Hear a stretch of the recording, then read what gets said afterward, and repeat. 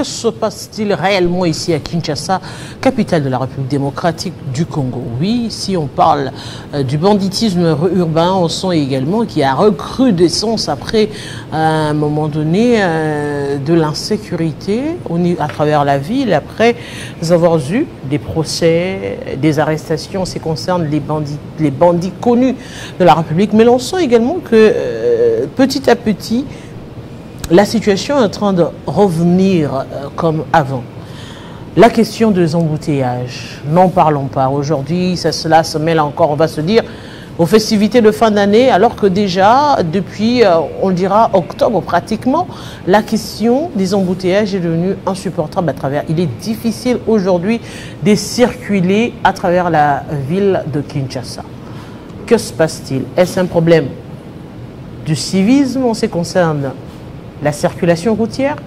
Est-ce un problème du personnel, c'est-à-dire ceux qui doivent réguler la circulation, ou est-ce un problème d'infrastructure routière à travers la République? Et la dernière, c'est la vidéo qui fait mouche. Oui, on en parle, oui, une vidéo incriminant l'UDPS, le parti au pouvoir, d'avoir distribué des tenues militaires à ses militants. Qu'est-ce qui se passe réellement? Monsieur Donald Kabasele, vous êtes notre tout premier invité, cadre de l'UDPS, parti au pouvoir. Bonjour et bienvenue à vous. Bonjour madame, bonsoir aussi à 2 millions de téléspectateurs qui vont devoir nous suivre en ce net moment. C'est d'ailleurs l'occasion de saluer tous les combattants de l'UDPS qui sont éparpillés à travers le monde et également vous dire que, comme vous le savez, l'UDPS est un parti très pacifiste. Il n'y en a pas deux en République démocratique du Congo. Et donc, toutes les invectives, toutes les manipulations, tout ce qui a été fabriqué, on connaît bien les laboratoires, pour essayer de jeter cet opprobre au parti aussi pacifique que l'UDPS, eh ben, c'est des coups de paix dans l'eau, c'est des choses qui ne tiennent pas parce que notre population est suffisamment informée que l'UDPS ne peut pas s'adonner à de pareils actes.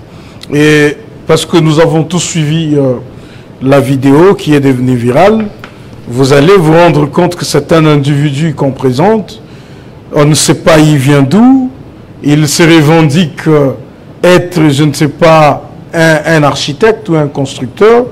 Au même moment, il dit qu'il a reçu des tenues militaires auprès du parti. Au même moment, il soutient que ça serait un ancien secrétaire général qui lui aurait doté ces tenues-là. Il allègue encore qu'ils sont à plus de 400, je pense de 300. Plus de 600. Plus de 600, je ne sais pas. Ben, tout dépend de ces humeurs, les humeurs de cette personne-là. Et que, au final, on leur a doté ces tenues-là pour qu'ils aillent faire des constructions à Maluku. Donc il y a bien lieu de se poser des questions et de vraies questions. Mais comment pouvons-nous doter aux gens de tenues militaires pour qu'ils aillent faire des constructions à Maluku? Monsieur Donald Kabasele, vous savez qu'avec l'UDPS, on a parlé des forces du progrès qui dicteraient la loi dans certains coins de la capitale. Ils ont créé des prisons, des commissariats où ils jugeaient les gens, où ils emprisonnaient même les gens. Je crois que le général Kilimba Limba peut nous en dire plus à ce sujet. Nous avons eu à entendre que l'UDPS formait des gens vers Kingaboa, à l'époque avec M. Jean-Marc Kabonde. Aujourd'hui, c'est la question des tenues militaires. Tout cela, c'est toujours des montages. Si aujourd'hui, la question du tenue militaire, c'est des montages, est-ce que ce n'est pas un élément de plus qui vient incriminer le parti au pouvoir?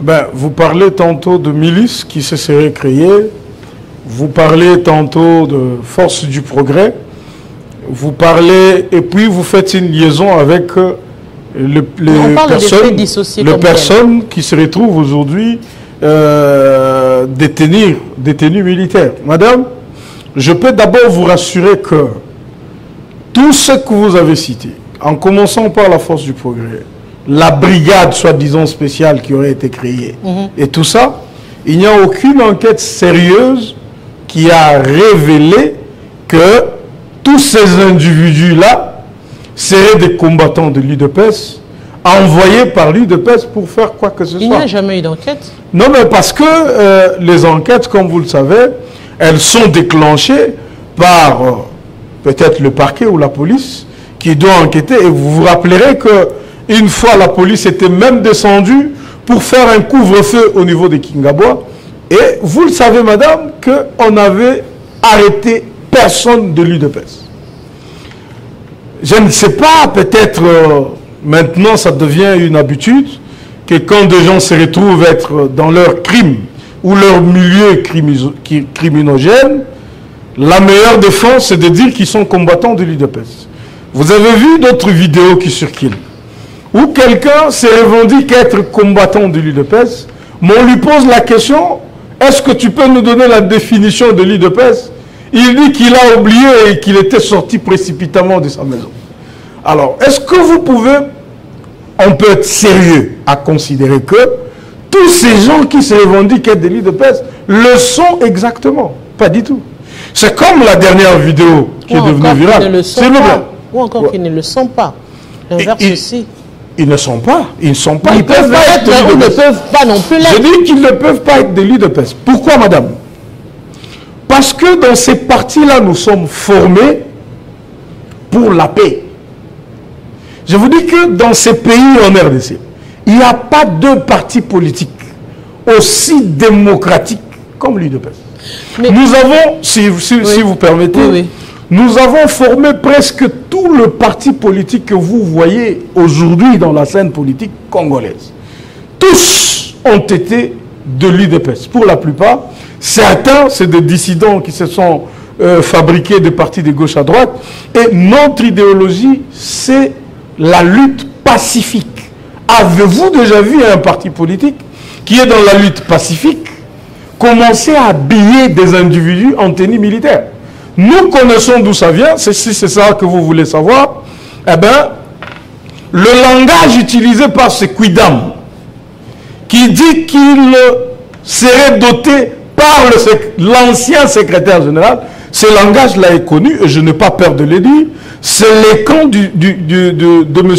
Deo Bizibou, qui appelle la direction actuelle du parti d'être une ancienne direction du parti. Mais ça, c'est vous qui le dites. Ce ne sont pas les enquêtes. Non, mais, madame, ce sont des déductions que vous faites. Bien sûr, parce que... à l'heure actuelle, on ne sait dire réellement que les enquêtes ont été menées et que ces allégations seraient fausses. Mais quels sont aujourd'hui les dispositifs? Parce que, apparemment, c'est lorsqu'on parle, par exemple, des milices, ou encore on vient incriminer la force du progrès. Ouais. C'est le secrétaire général qui vient soit pour dire qu'il ne reconnaît pas les forces du progrès, ou encore pour dire, c'est plus facile maintenant de dire, on veut s'attaquer à moi. Mais quels sont les dispositifs aujourd'hui pris par ce parti démocratique, ce parti voulu de la paix, pour que l'on arrive à identifier les vrais des faux militants de l'UDPS aujourd'hui? C'est même la réforme qui est en train de s'accentuer au niveau du parti. Je pense que toutes les dispositions sont prises par celui qui est censé représenter l'UDPS. La personne qui a le mandat pour représenter l'UDPS, pour parler au nom de l'UDPS, pour désigner qui peuvent être de telle ou telle structure, c'est le secrétaire général Augustin Kabouya qui fait office du président ad intérim de notre parti. Mais comment le faire? S'il vous plaît, madame. Où il y a une fronde. Non, mais écoute... Aujourd'hui, on va le dire, c'est vrai qu'on a tenté de réconcilier les tendances, mais les tendances ne sont pas arrivées à se réconcilier, même bien qu'ils ont été jusqu'à aller chez Maman Marthe, mais ça n'a pas marché aujourd'hui, on va le dire. Il y a une dissidence au sein de l'UDPS. Comment maintenant prétendre être vous les vrais et les autres les faux? Non, madame, il est certes vrai que nous sommes un parti de grande liberté, un parti où la liberté d'expression est de mise. Ça permet à certains de dire le contraire de ce que la direction du parti PDI. Mais parce que vous posez la question sur les tendances. Mais écoute, les tendances qui se rebellent au chef de l'État ne peuvent que se comporter comme ça. Quand vous arrivez auprès de l'autorité suprême, l'autorité de référence, il vous donne des injonctions. Il vous dit que votre chef, c'est le secrétaire général Augustin Kabouya. Vous sortez de chez le président, vous tenez des meetings pour dire autre chose. Eh bien, vous êtes juste en rébellion avec le président de la République. C'est aussi cette liberté trop voulue, tant réclamée par vous. Donc voilà, effectivement, on ne s'en plaint pas. Parce que pour nous, c'est la liberté d'expression. Ils ont le droit d'avoir leur point de vue, qui ne peut être pas celui du président de la République, qui ne peut peut-être pas aussi être celui du secrétaire général du parti. Mais le comble, c'est quoi, madame? C'est qu'on ne peut pas aller au-delà de ce qui est établi. Ce qui est établi, ce qui est reconnu. Le chef du parti, c'est lui qui peut. Si vous avez une question à poser concernant le parti UDPS, vous l'avez vu lors de la constitution des commissions parlementaires. Vous l'avez vu au niveau du Sénat, tout comme au niveau de l'Assemblée nationale. Vous n'avez pas vu de députés nationaux aller chercher un quidam ou, je ne sais pas, un intrus ou quelqu'un qui par l'ivresse du lait, pense qu'il peut devenir secrétaire général de l'UDPS. Pas du tout. Vous avez vu que tout le monde s'est orienté vers le responsable du parti qui est Augustin Kabouya. Et donc, ceux qui sont en train de créer tout ça, toutes ces chamailleries, toutes ces scènes, ils ne comprennent pas que c'est dangereux pour eux. Parce que quand vous allez jusqu'à utiliser les tenues militaires, parce que vous avez besoin de combattre Augustin Kabouya, quand vous partez jusqu'à sortir de gens qui disent qu'ils ont été formés 300, mais pour faire quoi, madame? Si nous avons besoin que nos jeunes intègrent l'armée, on bat campagne pour l'armée. Nous invitons notre jeunesse, comme le chef l'avait fait, à intégrer le FARDC. Quel est l'intérêt que Augustin Kabouya pourrait avoir de doter aux gens des tenues militaires? D'abord, il va avoir ces tenues où? Voilà pourquoi nous nous sommes dit, demain déjà vous verrez, je pense que je pourrais inviter même la grande chaîne Télé 50, les avocats du parti UDPS, nous serons à l'auditorat général des FARDC pour déposer la plainte. Nous chercherons là où ce monsieur est en train d'être jugé pour nous constituer soit partie civile et chercher à savoir qui l'ont envoyé dire ça. Qui sont derrière cet acte ignoble? Parce qu'il faut le reconnaître, c'est quand même des accusations très graves. C'est grave, madame. Parler des tenues militaires qui seraient en possession des gens qui les auraient distribuées, c'est très grave, il faudrait le dire. Madame, je vous dis que c'est extrêmement grave. Ce n'est pas parce qu'on est la personne qu'on peut utiliser de telles manœuvres. Parce que nous sommes d'abord un pays en guerre. De deux, nous sommes pendant une phase très cruciale. Vous voyez comment le secrétaire général de l'UDPS, Augustin Kabouya, est en train de se battre pour aller ci et là, le changement de la Constitution, la révision de la Constitution. C'est un débat qui taraude l'esprit de beaucoup de Congolais. Nous sommes dans cette campagne-là, nous sommes dans cette démarche-là. Quelqu'un crée une milice. Il habille des gens. Et c'est l'occasion d'interpeller la DEMIAP. C'est l'occasion d'interpeller l'auditorat militaire. C'est l'occasion d'interpeller les services de sécurité. Parce que ça doit arrêter d'être de simples vidéos qui circulent. Ça doit vraiment subir des enquêtes sérieuses pour que les gens qui fomentent de pareils actes, voyez-vous, que ces gens soient punis conformément à la loi, qui qu'ils soient. Voyez-vous, on ne peut pas jouer avec les symboles d'un pays. Et ce n'est pas nous un parti au pouvoir. Madame, dites-nous un peu quel pourrait être le motif. On sera motivé par quoi pour prendre des tenues militaires et les donner à des civils? Mais c'est là, remet en question aujourd'hui. Vous avez suivi dernièrement le procès du militaire qui a tabassé la dame au niveau de l'aéroport. Voilà. La dame, le procès, le militaire disait, il venait de la province, on l'a directement emmené ici, on l'a placé directement là-bas, il ne connaît pas ses responsables directs, il ne connaît pas. Est-ce qu'aujourd'hui, ce témoignage-là, ce procès d'ailleurs, de ce militaire-là, avec les faits aujourd'hui, dans les réseaux sociaux. Est-ce qu'il n'y a pas corrélation? Bon, il y a deux choses. On sent qu'il y a quand même corrélation. Cela remet aujourd'hui en cause. Non, madame. La question des FARDC. Et c'est grave pour la République. Non, il y a deux choses. Il y a deux choses, madame. Oui. Ici, vous avez quelqu'un qui est un civil, qui porte une tenue militaire, et quand on l'appréhende, il prétend avoir été envoyé et habillé par un parti au pouvoir. Et dans le cas de la dame, vous avez un militaire, un vrai militaire, vous voyez, qui, par des actes certainement de tracasserie, s'est retrouvé à faire ce qu'il a fait, c'est que nous condamnons. Je sais qu'il y a beaucoup de fonds qui ont été déboursés récemment pour la formation de nos militaires, la formation de nos policiers. D'ailleurs, on va en parler parce que vous avez évoqué la question de la sécurité et de tout ce qui va avec, même les embouteillages et tout ça. Vous voyez? Ça, c'est un autre domaine et il y a beaucoup d'efforts que le président de la République a fournis pour que notre armée retrouve ses lettres de noblesse. Il suffit de voir la loi sur la programmation militaire pour vous en rendre compte. Il suffit de voir quel budget est alloué désormais à notre armée, à nos forces de sécurité, pour comprendre l'engagement du président de la République à effectivement faire de ce secteur un levier de la stabilité de notre pays. Mais, parce qu'on parle de ce quidam, envoyé par un camp bien identifié, madame, par votre part, nous avons besoin que les enquêtes sérieuses se mènent, que la personne soit interrogée, qu'elle dise à quelle heure on leur avait donné ces tenues. Ils sont au nombre de 300, je ne sais pas, 600. Les autres sont où? Et où se trouvent les chantiers dans lesquels ils travaillent? Et à ce moment-là, ça va permettre à l'opinion nationale et internationale, effectivement, de se faire une idée sur ce genre de comportement qui ne favorise pas la paix.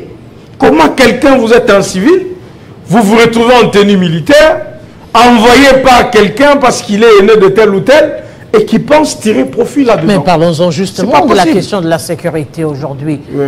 Le banditisme urbain devient un réel problème. Ouais. C'est vrai que l'insécurité bat son plein. La question des Koulouna reviennent. La question justement de la quiétude, on en voit aujourd'hui à travers le fin fond vers Kimbanse, même dans les communes. Disons-le, il y a une insécurité quand même inquiétante à travers la République. Alors que l'on sait par exemple en ce net moment, la question des embouteillages ne permet pas aux gens d'arriver à temps. Les gens arrivent très tard. Alors, si à cela, la question de l'insécurité doit se mêler, c'est encore un sérieux problème aujourd'hui. Vraiment, madame, c'est un sérieux problème. Je vous dis, un sérieux problème.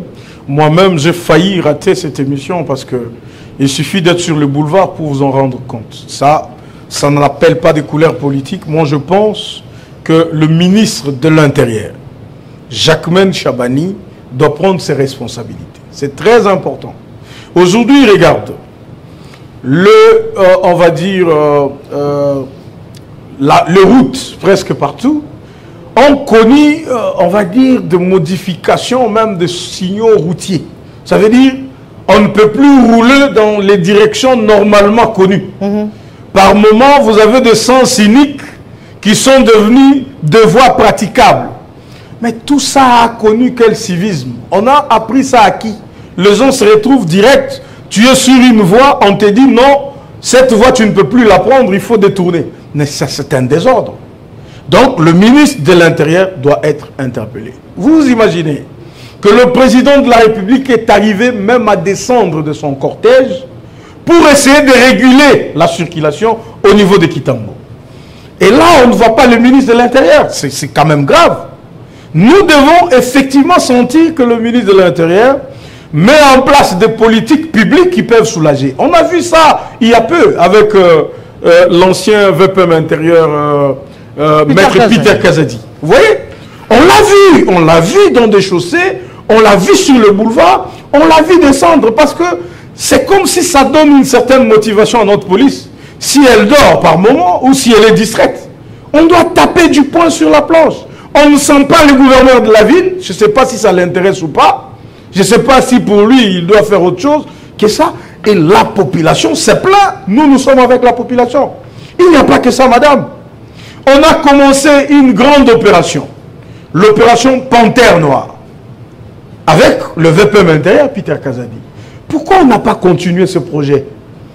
À chaque ministre un projet. Pourquoi on n'a pas continué ce projet qui nous a soulagés? Vous vous rappelez du phénomène Kaba, le big, je ne sais pas, les petits là qui étaient un peu dans le banditisme, tout ça. On les avait arrêtés. C'était au ministère de l'Intérieur. Il y a eu de procès publics. On les a condamnés. Ça a quand même réduit. À ce moment-là, on sentait que les gens pouvaient prendre des taxis en toute sécurité. Ils pouvaient se promener. Mais une pareille opération, même si vous arrivez après l'autre, est-ce qu'il faut tout laisser? Est-ce qu'il faut tout abandonner? Est-ce qu'on ne pouvait pas commencer par là, voir comment mettre le moyen, surtout que selon les informations reçues, il y avait quand même certains moyens qui ont été laissés pour que nos policiers soient formés par rapport à cette opération Panthère Noire, près de 2 200 000 $. Alors comment on ne peut pas former ces gens? Pourquoi ne pas les déployer? Vous sentez que la police est absente, alors que nous approchons des fêtes. Pendant les fêtes, vous connaissez que ces bandits urbains, ils s'insurgent par des méthodes qui sont très cavalières. Pourquoi? C'est l'instinct de survie. Oui. Ils se disent, eux aussi, ils doivent fêter. Mais au moment où eux doivent fêter, nous n'avons pas notre police à côté. Nous avons vu votre confrère de la consoeur, votre consoeur de la RTNC, qui revenait de donner des informations et qui a été achevé par des Koulouna. Pourquoi? C'était, je ne sais pas, à 0h, 1h. Les Koulouna l'ont pris d'assaut, ils l'ont tué. Mais ça aussi, il faudrait le dire quand même, parce que vous êtes aussi, ceux qui doivent véhiculer, c'est irresponsable de la part d'une chaîne d'arriver à avoir des programmes de minuit sans avoir les moyens de déplacement, qui plus est une chaîne nationale. Madame, on se pose la question, est-ce que vous devez forcément intervenir lorsqu'il s'agit des questions politiques? C'est une question de sécurité. Vous avez raison. Une chaîne nationale. Je comprends que là, vous êtes dans votre chair de journaliste. On comprend très bien. C'est un métier noble. Exactement. C'est noble. C'est un ras-le-bas qu'on doit le dire. Parce que, en fait, c'est une parenthèse d'ailleurs. C'est vrai que toutes les conditions doivent être prises pour que, quand même, qu'on assure un peu les transports de ceux qui doivent faire ce genre de travail. Mais il est aussi vrai, madame, que la question de la sécurité, elle doit être prise en charge. Vraiment, nous interpellons notre ministre de l'Intérieur. En fait, on le dit sans polémique. Monsieur Kabasele, comment expliquer? On va prendre le cas justement de la RTNC. En face d'un camp militaire qui est entouré des militaires. Derrière la chaîne nationale, non loin, on retrouve la direction générale de la PNC. Le ministère de l'Intérieur qui se retrouve dans le périmètre. Comment arriver à expliquer que même dans ces rayons-là, il n'y a pas suffisamment de sécurité? Madame, c'est pourquoi nous interpellons le ministre de l'Intérieur. Le ministre de l'Intérieur, je sais que c'est un bosseur, et je ne comprends pas, peut-être qu'il est encore occupé à faire des états des lieux ou je ne sais pas quoi, mais vraiment, il est plus qu'urgent, avec le fait qui approche, il est plus qu'urgent de mettre en place des politiques publiques qui peuvent faire en sorte que nos citoyens soient sécurisés. Ça, c'est pas tant, madame. Allez, récemment, j'étais à Kisensu, vous voyez? Et en étant là, madame, je vous dis que j'ai failli, moi-même, n'eût été la voiture, ça serait autre chose. Mais c'est en plein jour. Et une opération qui s'est faite comme ça, pendant au moins 30 ou 1 heure du temps, il n'y a aucune intervention. Aucune. Alors, nous voulons que notre ministre tape du poing sur la planche. Qu'il ne pense pas qu'il y a d'autres personnes qui doivent le faire à sa place. C'est lui le ministre de l'Intérieur. Il doit descendre dans ces coins-là.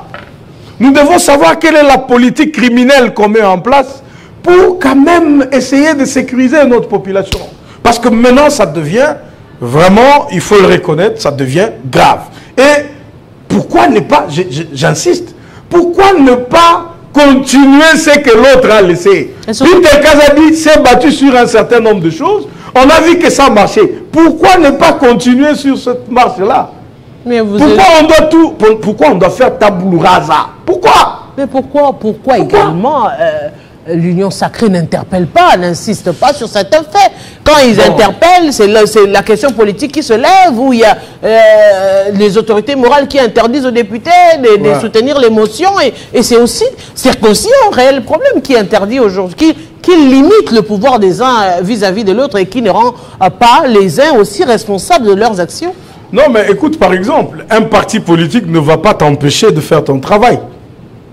Déjà, s'il faut parler de notre frère Jacquemain Chabani, vous le savez très bien que lui et le parti dans lequel il est sorti, les courants ne passent pas, ça vous le savez. Il ne vient jamais à la permanence, les combattants, c'est pas son truc, ça c'est connu. Mais on ne s'en plaint pas. Nous parlons de ce qu'il est censé faire en tant que ministre de l'Intérieur. Qu'il prenne les choses en main. Madame, on a l'impression qu'on n'a pas un ministre de l'Intérieur. A fortiori, un ministre de l'Intérieur de l'UDPS. Mais ce n'est pas possible. Cette situation, elle doit cesser. Ça veut dire, c'est simple à faire. S'il n'y a pas d'autre, on va dire, stratégie pour essayer de contrer ça, on revient à l'opération Panthère Noire, initiée par Peter Kazadi. On y met des moyens. Il y a déjà des voitures, de véhicules qui avaient été achetés. Une autre partie venait d'être livrée à Jacquemain Chabani. C'est un projet qu'on a commencé déjà depuis longtemps. Vous voyez, les moyens sont là. Tout est là. Donc il faut juste pousser la police à agir. Quand vous ne le faites pas, c'est aussi votre bilan. On dira que c'est négatif. On dira que, écoute, dans les 100 jours, vous voyez un peu, la première ministre est d'ailleurs fière de dire que je fais ça. Mais au niveau du ministère de l'Intérieur, s'il faut dire qu'est-ce que nous avons connu comme avancée, madame, je pose la question à notre public, qu'est-ce qu'on a connu comme avancée en termes de la sécurité, de la gestion des embouteillages sur la ville? Il y a également des rumeurs déjà qui circulent sur un gouvernement soumis à deux. Ouais. Non, mais écoute, madame, des questions comme ça. La question se discute aujourd'hui, c'est qui remet en cause, ce qui permet à chaque membre du gouvernement de se réévaluer maintenant. Bien sûr, madame. Dites-moi pourquoi on ne ferait pas des soumis 2. Si on constate qu'il y a des tares, si on constate qu'il y a des gens dans leur portefeuille qui ne font rien, pourquoi on doit les garder? On est quand même plus de 100 millions de Congolais, voyez-vous? Quand vous êtes choisi, ça veut dire que vous êtes quand même, vous avez eu la grâce de participer à cette action-là. Le président de la République ne sera pas partout. Il ne va pas venir faire les roulages au niveau de Kitambo, au moment où nous avons un ministre de l'Intérieur, nous avons un gouverneur de la ville. Voyez-vous? Donc, si le président désigne quelqu'un, c'est qu'il veut que la personne le décharge dans ce domaine-là. Mais on ne voit rien sur le terrain. Moi, maintenant, je vous parle le langage de la population. Qui en a un peu, il faut le dire, qui en a un tout petit peu. Qui en a ras-le-bol. Qui en a ras-le-bol. Et donc, nous ne le disons pas parce qu'on a besoin, on va dire, de fichiers de nôtres, pas du tout. Mais nous voulons que les choses s'améliorent. Nous voulons que les choses soient récupérées en main. Les choses s'améliorent aujourd'hui, par exemple, aujourd'hui.